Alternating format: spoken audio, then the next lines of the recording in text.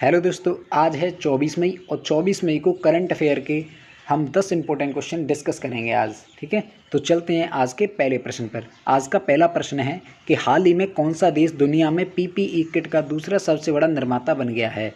तो PPE kit का दूसरा सबसे बड़ा निर्माता जो है ये बना है हमारा देश भारत। ठीक है, अब बात आई यहाँ पर पीपीई की। तो पीपीई की फुल फॉर्म क्या होती है? तो पीपीई की फुल फॉर्म होती है पर्सनल प्रोटेक्टिव इक्विपमेंट, यानी कि व्यक्तिगत सुरक्षा परिधान। अब दूसरे नंबर पर तो भारत है, तो पहले पर कौन है? तो पहले पर है दोस्तों चीन। कौन है? चीन। जब बात आई चीन की, तो चीन की राजधानी पता होनी चाहिए हमें कि चीन की राजधानी क्या है? बीजिंग। चीन के प्रेजेंट टाइम में राष्ट्रपति कौन है? Xi Jinping. ठीक है, एक और इम्पोर्टेंट क्वेश्चन यहाँ से बनता है कि भारत और चीन के बीच में एक प्रमुख एक्सरसाइज होती है जिसका नाम है हैंड इन हैंड। ये भी हमको ध्यान रखना है कि हैंड इन हैंड एक्सरसाइज किन के बीच में होती है? ये होती है भारत और चीन के बीच में। अगला क्वेश्चन देखेंगे। अगला क्वेश्चन है दोस्तों कि हाल ही में आरबीआई ने रिवर्स रेपो रेट को घटाकर कितना कर दिया है? तो आरबीआई ने हाल ही में रिवर्स रेपो रेट को घटाकर कर दिया है 3.35। पहले ये कितनी थी? पहले ये थी 3.75। ठीक है, अब कितनी कर दी है? 3.35। कल हमने पढ़ी थी रेपो रेट को भी घटाकर कम कर दिया है सरकार ने। पहले रेपो रेट थी 4.40, अब कितनी कर दी है? 4 कर दी है।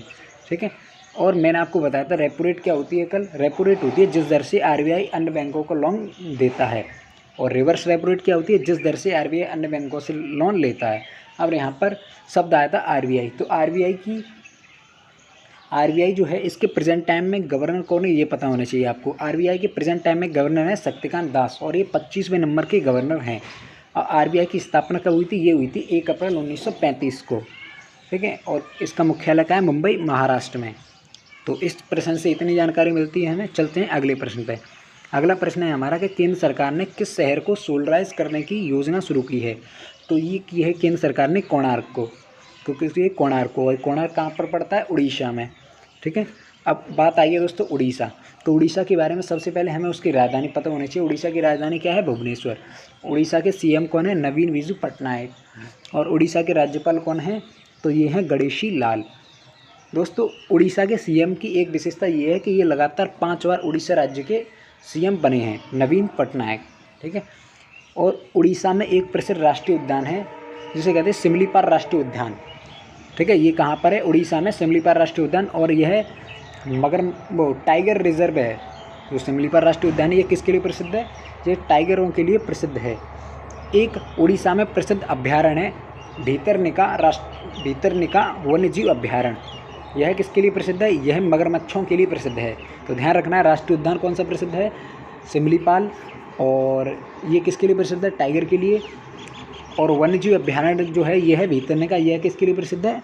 मगरमच्छों के लिए। ठीक है, तो इस प्रश्न से इतनी जानकारी मिलती है हमें। चलते हैं अगले प्रश्न पे। अगला प्रश्न है दोस्तों कि हाल ही में किसने ऑर्डर मी ई कॉमर्स ऐप लॉन्च किया? तो ये किया है पतंजलि ने। किसने किया है? पतंजलि ने। अगला क्वेश्चन है कि हाल ही में श्यामाजी भावे का निधन हुआ। वे कौन थी? तो श्यामाजी भावे जो थी ये एक प्रसिद्ध गायिका थी जिनका हाल ही में निधन हुआ। अगला क्वेश्चन है कि हाल ही में डॉक्टर हर्षवर्धन को किस संगठन का कार्यकारी अध्यक्ष नियुक्त किया गया है? तो डॉक्टर हर्षवर्धन को हाल ही में WHO का कार्यकारी अध्यक्ष नियुक्त किया गया है। अब यहाँ पर बात आई है WHO की। तो WHO जो है यह क्या है? यह विश्व स्वास्थ्य संगठन है। इसकी स्थापना कब हुई थी? 7 अप्रैल 1948 ईस्वी को। इसका मुख्यालय कहाँ है? जेनेवा। और जेनेवा कहाँ पर है? स्विट्जरलैंड में। ठीक है, चलते हैं अगले क्वेश्चन पर। अगला क्वेश्चन है हमारा कि हाल ही में आरबीआई ने किस बैंक को 15,000 करोड़ रुपए का लोन देने की घोषणा की है?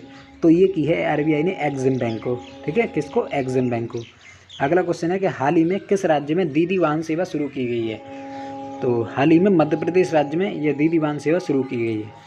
अब बात आई है यहाँ पर मध्य प्रदेश। तो मध्य प्रदेश के बारे में सबसे पहले हमें पता होना चाहिए कि मध्य प्रदेश की राजधानी कहाँ है? तो भोपाल। मध्य प्रदेश के प्रेजेंट टाइम में सीएम कौन है? तो शिवराज सिंह चौहान।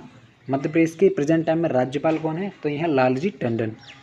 अब मध्य प्रदेश से 3 और इम्पोर्टेंट क्वेश्चन बनते हैं कि मध्य प्रदेश में लोकसभा सीटें कितनी है? तो 29। राज्यसभा सीटें कितनी? 11। और मध्य प्रदेश में विधानसभा सीटें कितनी हैं? 230। ठीक है, चलते हैं अगले क्वेश्चन पर। अगला क्वेश्चन है हमारा कि हाल ही में खनिज कानून संशोधन विधेयक किस सदन में पारित हुआ है? तो ये पारित हुआ है लोकसभा में। ठीक है, आखिरी क्वेश्चन है आज का दोस्तों कि किस केंद्रीय मंत्री ने इग्नू के ऑनलाइन MA हिंदी कार्यक्रम का शुभारंभ किया? तो ये किया है रमेश पोखरियाल निशंक ने। किसने किया है? रमेश पोखरियाल निशंक ने। ठीक है, उम्मीद करता हूँ आपको वीडियो पसंद आई हो। यदि वीडियो पसंद आई हो तो वीडियो को लाइक करें। यदि चैनल को सब्सक्राइब नहीं किया है तो मेरे चैनल को सब्सक्राइब कर लें। धन्यवाद।